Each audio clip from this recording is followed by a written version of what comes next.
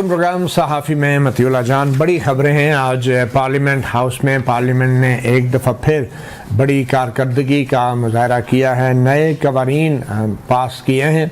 कौमी असम्बली में ये कवानीन पास हो चुके हैं और सेनेट में कल यही कवानीन पास होने हैं। उनमें सबसे अहम सुप्रीम कोर्ट और इस्लामाबाद हाई कोर्ट में जजों की तादाद में इजाफ़ा है। सुप्रीम कोर्ट में जजों की तादाद 17 से 34 करने का बिल कौमी असम्बली से मंजूर किया गया है और इसी तरह इस्लामाबाद हाई कोर्ट में 9 से 12 जजेस की तादाद करने का बिल मंजूर किया गया। अब ये बिल सेनेट में जाएंगे। इसके अलावा कुछ और कवानीन भी मंजूर किए गए हैं जिनमें पहले ही इंसदाद दहशतगर्दी एक्ट में तरमीम की गई है, जिसमें अफवाज पाकिस्तान खुफिया इदारों को ये अख्तियार दिया गया है कि वो 3 महीने के लिए शक की बिना पे किसी भी शख्स को अपनी हिरासत में ले सकते हैं, तहवील में रख सकते हैं और उसके बाद फिर आइन के मुताबिक जो मुनसफाना ट्रायल का बुनियादी हक है उसकी सहूलियात भी किसी भी ऐसे मुल्ज़िम को दस्तयाब होंगी।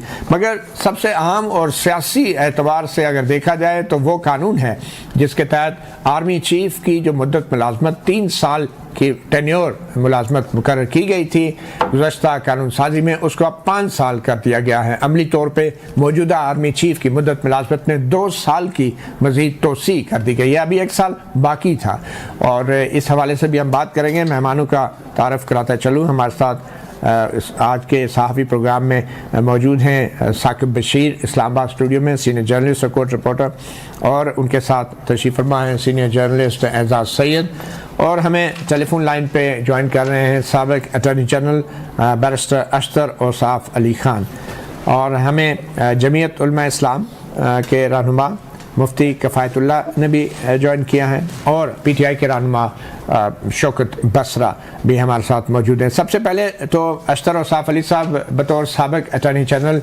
आज जो तारीख़ में पहली बार सुप्रीम कोर्ट के जजों की तादाद में इतना बड़ा इजाफ़ा किया गया है, क्या क़यामत आ गई थी अशतर औसाफ साहब जो इतनी बड़ी तादाद में मज़ीद जजों की असामियाँ पैदा कर दी गई हैं? क्या सुप्रीम कोर्ट में उसकी इमारत में इतने जजों की गुंजाइश है?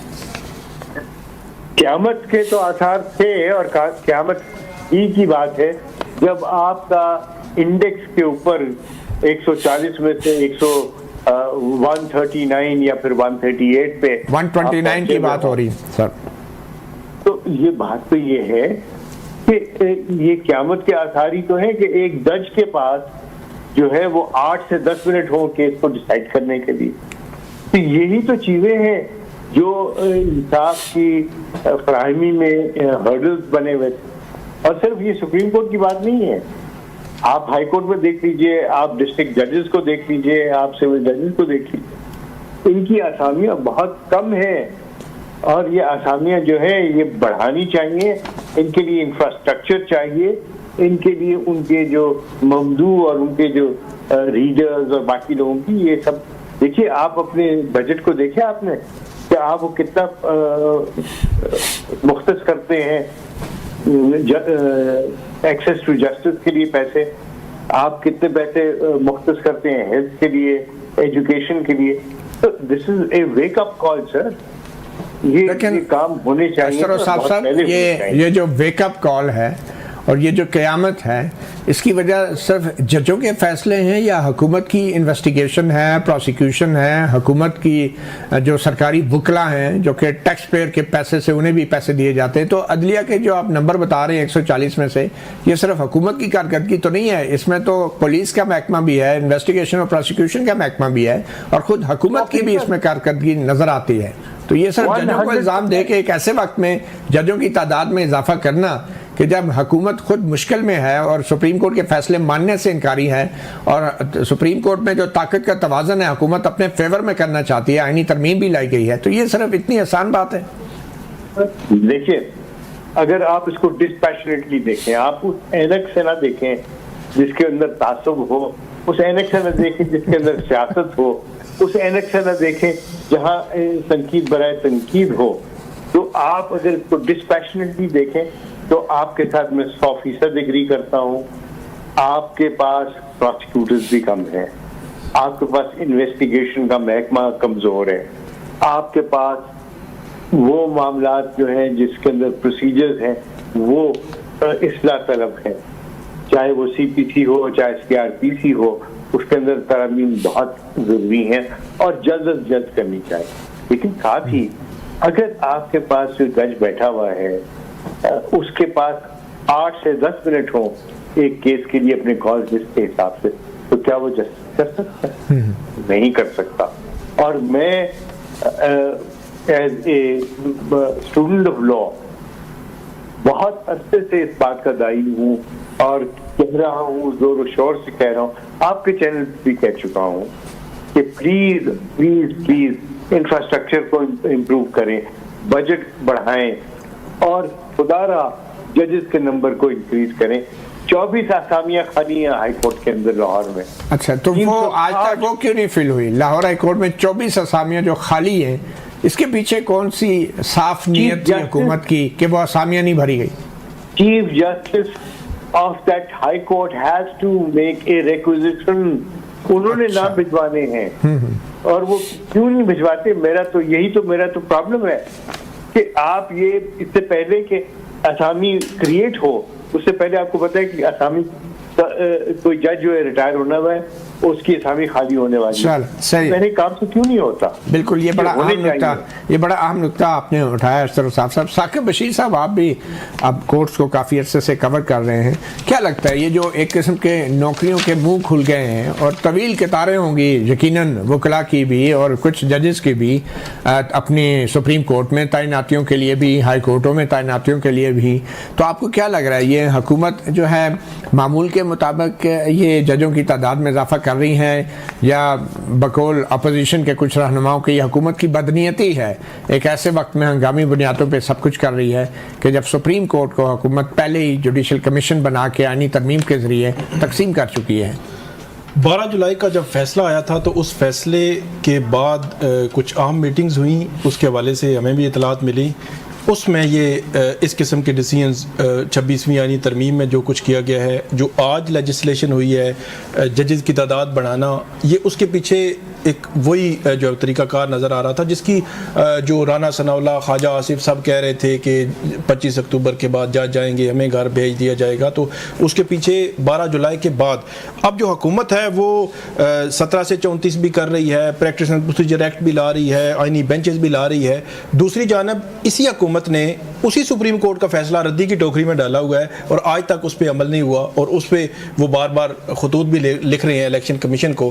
تو بظاہر ایسے لگتا ہے کہ حکومت یہ چاہتی ہے کہ ان کو پروٹیکشن ہو، ان کے حق میں فیصلے دینے والے ججز ہوں اور ان کے مخالفین کے خلاف دینے والے ججز ہوں. یہ بظاہر نظر آ رہا ہے. اور ایک اس میں بڑی امپورٹنٹ بات ہے کہ آج کے دن ہی کیوں، کل 2 بجے آپ کو پتہ ہے جوڈیشل کمیشن آف پاکستان کا اجلاس ہونے جا رہا ہے، تو چیف جسٹس یحییٰ آفریدی جن کو اس حکومت نے خود لگایا ہے اپنی مرضی، منشا اور خواہش سے، اور ان کو ایک دن پہلے یہ پیغام دیا گیا ہے کہ ججز کی تعداد یہ ہوگی، آئینی بینچز یہ ہوں گے، اور فردر جو ہے وہ میرا خیال میں کل ہمیں مزید بہت سارے سرپرائز جو مل سکتے ہیں اس حوالے سے. چلیں کل مزید بہت سارے سرپرائز مل سکتے ہیں. اعزاز سے سب یہ تو چلیں عدالتوں کے معاملات ہو گئے اور اس کے ساتھ ساتھ پریکٹس اینڈ پروسیجر ایکٹ میں بھی ترمیم ہوئی ہے، اس کے اوپر بھی ہم بعد میں بات کریں گے. لیکن اعزاز صاحب، آج آپ نے وزیر دفاع سے بھی ملاقات کی، ان کا انٹرویو بھی کیا آپ نے، تو یہ جو آرمی چیف کی ایکسٹینشن کے حوالے سے اچانک ہی ایک قسم کا گھات لگا کے حکومت بیٹھی تھی اور ایمبوش کیا ہے اور بڑے سیکریٹیو اور خفیہ طریقے سے یہ ترمیم کو لایا گیا جیسا کہ کوئی فوجی راز ہے. تو یہ کیا ہوا ہے اور اس کے پیچھے کیا منطق بتائی جا رہی ہے وزیر دفاع کی طرف سے؟ ویسے یہ راز ہی تھا. آپ کو پتا پاکستان آرمی ایکٹ جو ہے قانون کے مطابق سپریم کورٹ میں قانون پیش ہوا تھا کہ یہ قانون بھی پاکستان میں خفیہ ہے، یہ قانون بھی خفیہ ہے. وہ آرمی کے ملٹری ریگولیشن جو تھے، ٹیکنیکلی تو یہ راز ہی تھا. مطلب آپ یعنی کہ قانون کی زبان میں ایکسٹینشن کے دوران یہ بات آئی تھی کہ ملٹری ریگولیشن جو ہیں وہ بھی سیکرٹ ہوتے ہیں. تو گورنمنٹ یہ سمجھتی ہے کہ یہ قانون سازی ضروری تھی اور گورنمنٹ یہ سمجھتی ہے کہ قانون سازی کر کے انہوں نے جو سروسز چیفز ہیں ان کو ان کے عہدے کو استحکام جو ہے وہ دے دیا. تو مطلب قانون سے عہدے کو استحکام ملتا ہے. مدی بھائی بدقسمتی یہ ہے کہ پاکستان کی تاریخ جو ہے، آئین سے تو وزیر اعظم کا عہدہ اتنا مستحکم نہیں ہوتا جتنا قانون سے اب آرمی چیف کا عہدہ مستحکم ہو گیا. جی مدی بھائی، اب آپ اگر جنرل ایوب خان سے شروع کریں اور آج تک کی تاریخ اگر آپ لیکن پہلے وزیر دفاع سے جو آپ کی بات ہوئی انہوں نے کیا منطق کیا جواب دیا؟ میں نے پوچھا تھا وہ کوئی جواب ہی نہیں دے رہے تھے. نہیں وہ آپ نے چلتے چلتے وہ ان سے پوچھا نا, آپ آرام سے بیٹھ کے پیار سے کوئی بات کرتے تو آپ وہ آپ کا ایک تاریخ بھی ہے نا ان کے ساتھ, پرانی بات. چلیں ٹھیک ہے. تو خواجہ آصف جو ہے وہ ذرا گورنمنٹ کے جسے کہتے ہیں نا پہلے جو اوپننگ پلیئر ہیں, اوپننگ پلیئرز میں ایک جناب باجوہ کی ایکسٹینشن کے وقت بھی یہ میسنجر بن گئے وزیر دفاع نواز شریف صاحب کے, نہیں اپوزیشن میں جب تھے جی یہ نون لیگ اور پی ٹی آئی کی حکومت نے ایکسٹینشن دی تھی جناب باجوہ کو, تو اس وقت بھی خواجہ آصف صاحب نے آ کے کہا تھا کہ میاں صاحب کا آرڈر ہے کہ ایکسٹینشن دینی ہے. تو متی بھائی جو اصل قصور ہے وہ تو ہماری پولیٹیکل پارٹیوں کی لیڈرشپ کا بھی, لیکن وجہ کیا بتائی ایکسٹینشن کی وجہ؟ آپ وزیر دفاع نے کیا وجہ بتائی کہ دفاع کے لیے کتنا اہم ہے؟ نہیں وہ دفاع کے لیے تو انہوں نے ان سے بات نہیں ہوئی کہ دفاع کے لیے کتنا اہم ہے, لیکن وہ وجہ یہ بتا رہے تھے کہ ایک جو استحکام ہے ان سے وہ ہوگا. اور میں نے ان سے پوچھا بھی کہ یہ ایک عجیب المیہ نہیں ہے کہ جو وزیر اعظم خود 5 سال مدت پوری نہیں کرتا تو وہ 5 سال کی آگے ایک قانون سازی وہ دے رہا ہے. انہوں نے کہا جی یہ جو ہے نا اس دفعہ ایسا نہیں ہوگا کیونکہ انڈیکس جو ہے وہ بہتر ہوئے ہیں اور وہ چیزیں وہ بتا رہے تھے کہ اب شاید ڈفرینٹ ایک ہسٹری ہو. تو آپ کو پتہ ہے کہ ہم ہر دور میں ایک ڈفرینٹ ہسٹری بناتے ہیں. تو لیٹس سی, شہباز شریف صاحب ظاہر ہے ہمارے وزیر اعظم ہیں اور ان کی بھی ایک تاریخ ہے کہ پولیٹیکل اگر ان کا دیکھا جائے تو وہ کوئی پولیٹیکل آدمی تو نہیں ہے. آپ کو یاد ہو کہ شروع میں جنرل آصف نواز جنجوعہ صاحب نے پہلی دفعہ کہا تھا میاں شریف صاحب کو کہ ان کو وزیر اعظم بنا دیں. تو پھر اس کے بعد پھر جنرل جو مشرف ہیں انہوں نے بھی کہا تھا کہ جو پرائم منسٹر ہیں نواز شریف کی بجائے وہ شہباز شریف کو بنا. تو وہ آپ دیکھ لیں 1994 سے آنورڈ دیکھ لیں. اس کے مطلب نواز شریف صاحب کا تو اب پھر کوئی چانس نہیں ہے وزیر اعظم بننے کا؟ نہیں آپ یہ سمجھتے ہیں کہ نواز شریف کا چانس ہے